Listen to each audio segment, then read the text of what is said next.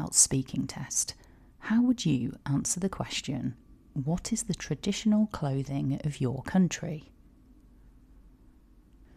Personally, I would run out of things to say very quickly.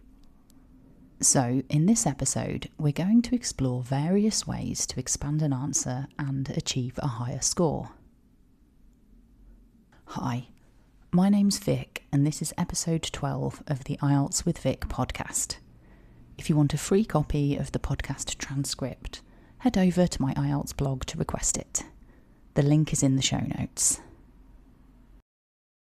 Today's topic is traditional clothing, which personally I find to be quite a difficult topic.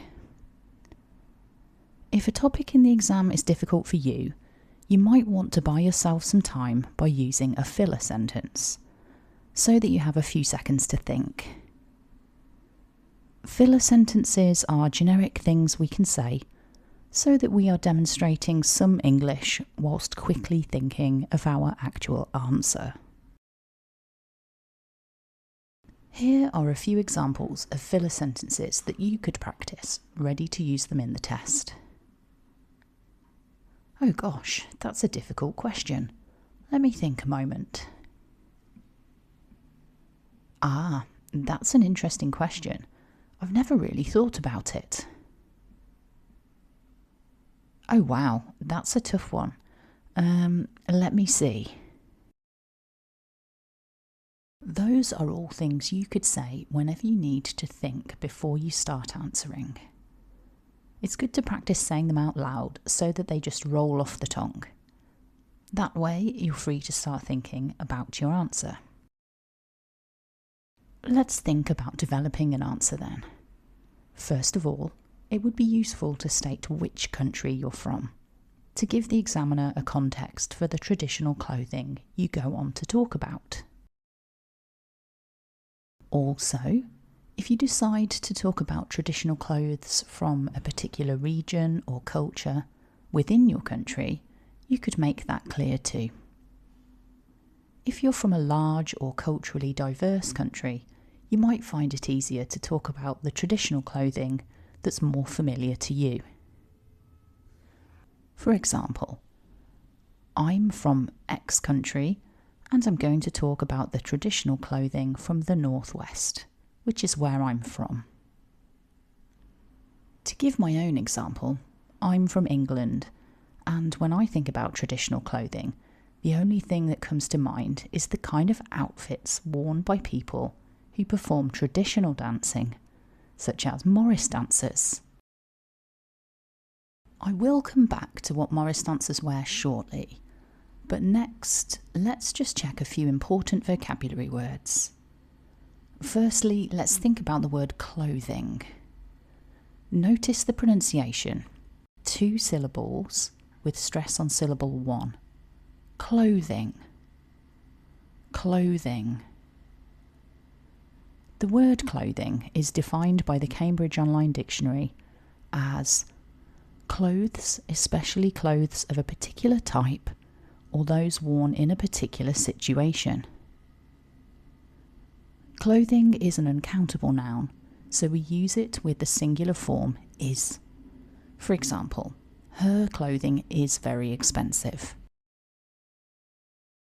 The dictionary notes that clothing is a formal word, but I think it would be appropriate to use it to talk about traditional dress.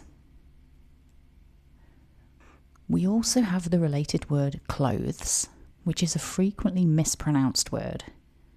The correct pronunciation is clothes, with the double vowel O.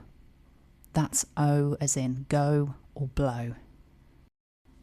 Unlike clothing, the word clothes is a plural noun, so we use it with the verb form are, as in her clothes are lovely. To contrast clothing and clothes then, his clothing is new, but his clothes are new. Remembering these little nuances will help you to demonstrate your accurate English knowledge to the examiner and show off your skills. Another nice word we can use for talking about what people wear is the word outfit. An outfit is defined by the Cambridge Online Dictionary as a set of clothes worn for a particular occasion or activity, which seems quite relevant to talking about traditional clothing, particularly special clothes for cultural festivals, for example. Back to the traditional clothing I mentioned earlier then, I'm guessing most of you will never have heard of Morris dancing. But if you do a quick online image search for Morris dancers, you should be able to see what I'm talking about. In this traditional type of dance, women tend to wear either a long skirt with a blouse or trousers and a blouse. Typically the skirts are either white or very bold colours, such as deep green, red or sometimes blue. Sometimes the women wear an outer layer over their blouse, such as a pinafore or tabard, and it's often in a contrasting colour. I'm guessing both pinafore and tabard might be new words for you, so if you do an image search online, you'll see what those words refer to. If you want to see the correct spelling for pinafore and tabard, go ahead and request a copy of the transcript. The link is in the show notes. Back to the Morris dancers then. Men often wear a shirt and trousers with their trousers tucked into their socks. I'm guessing this is to make it easier to do the dancing without their feet getting tangled up in their trousers. Usually they wear either white or black trousers with either a white, red or green shirt. You might have noticed that I used several phrases related to frequency, such as tend to, often, usually and typically. It's good to add this type of language into your answer, as it demonstrates your English ability. If the traditional dress in your country is more fixed or strict, you might prefer to use always, and if it's quite flexible, perhaps sometimes would suit your situation better. Also, you probably noticed that I mentioned the traditional gender distinction in the types of clothing. If that's something that's relevant to your country, that's definitely something you can mention to expand your answer. There might also be a difference in the clothes that adults wear in comparison to clothes that children wear, so that's also something you could mention. If you're struggling to think of ideas, perhaps think about what is worn on the upper body, torso area, and the lower body, waist down. Aspects you might want to include are some simple descriptions of the items.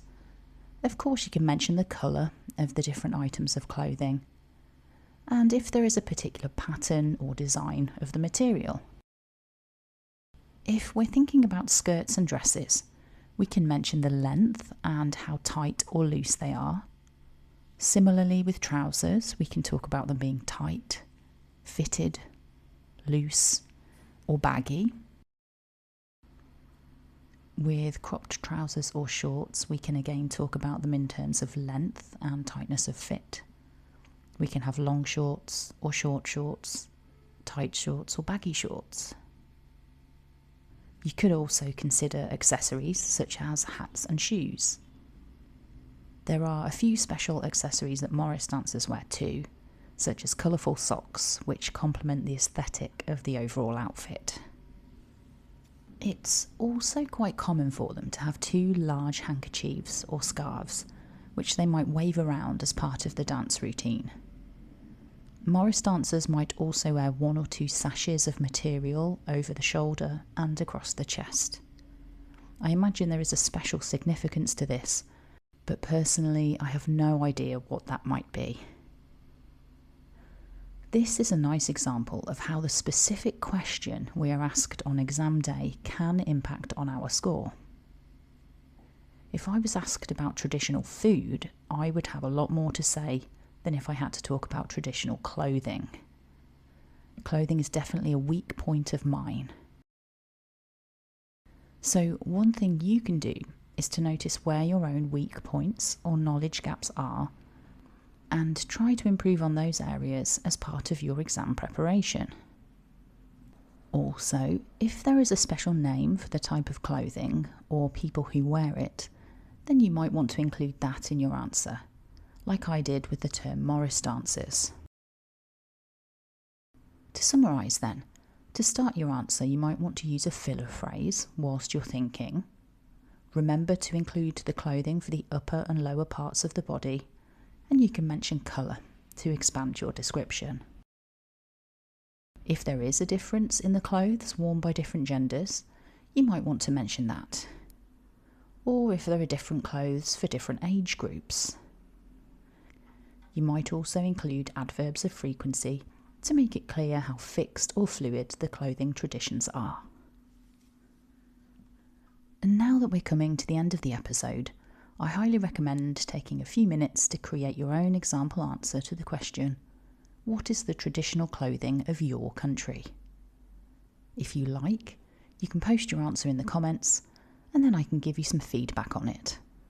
So go ahead, use the comments section to tell us about the traditional dress in your country. Thanks for joining me today, and don't forget, if you want a free copy of the podcast transcript, then head over to my IELTS blog and fill in the form. See you next episode for more phrases and tips to level up your IELTS speaking test score and achieve your English learning goals. Thanks for listening and have a great day.